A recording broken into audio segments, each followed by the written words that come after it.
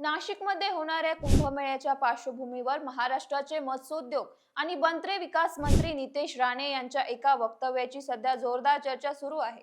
देशातील सर्वात मोठ्या धार्मिक मेळाव्यांपैकी एक असलेल्या या कुंभमेळ्याला लाखो भाविक उपस्थित राहतात, त्यामुळे प्रशासनाकडून मोठ्या प्रमाणात सुरक्षा आणि व्यवस्थेची तयारी सुरू आहे।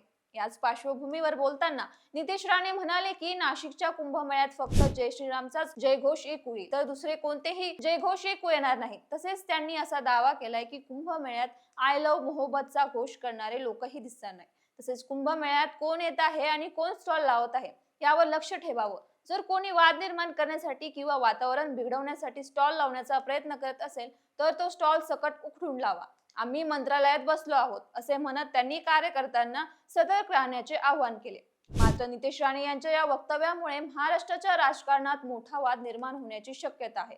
तर काही जण त्यांच्या भूमिकेला समर्थन देत आहेत, तर अनेकांनी या वक्तव्यावर तीव्र टीका केली आहे। विरोधकांनी असा आरोप केलाय की अशा प्रकारची वक्तव्ये समाजात तणाव निर्माण करू शकतात।